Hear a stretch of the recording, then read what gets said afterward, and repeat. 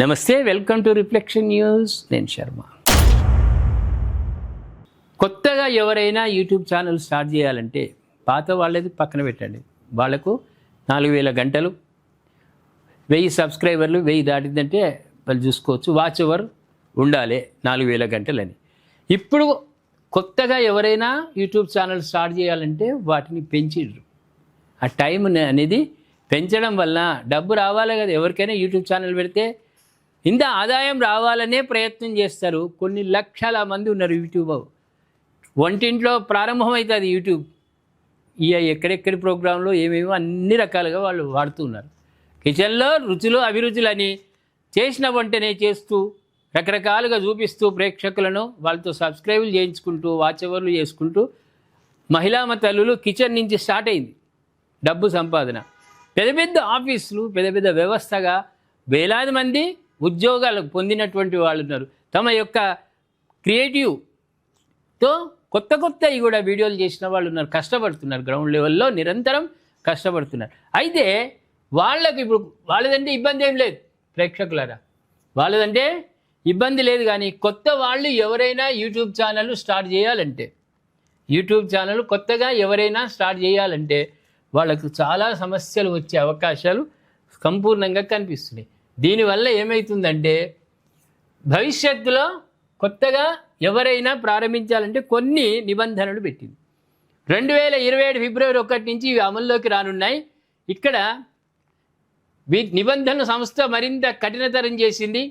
Monetisation కోసం YouTube నుంచి ఆదాయం పొందే అర్హత సాధించాలంటే కొత్త కంటెంట్ క్రియేటర్లు మునుపటి కంటే 2 వాచ్ టైం సంపాదించాల్సిందే. ఈ మేరకు షార్ట్స్, ప్రకటనలు, ప్రీమియం ఆదాయ భాగస్వామ్యానికి సంబంధించిన యూట్యూబ్ పార్ట్నర్ ప్రోగ్రామ్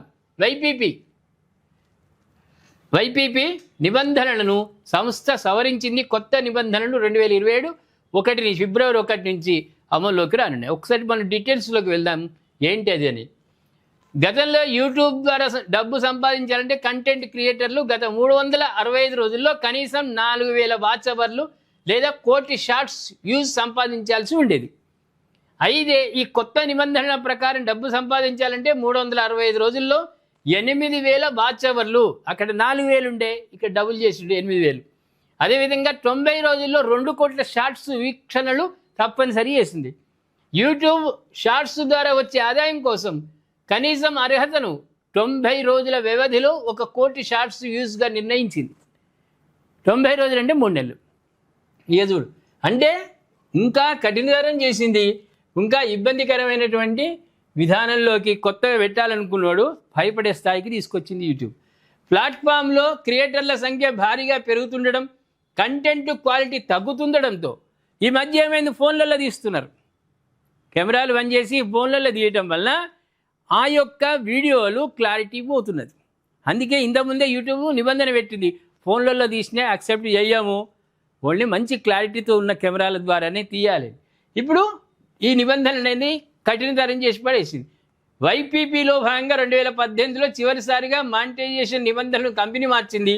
ఆ తర్వాత ఇప్పుడే మళ్ళీ భారీ మార్పులకు శ్రీకారం చుట్టింది. కాగా వైపీపీ ద్వారా ఇప్పటికే 30 లక్షలకు పైగా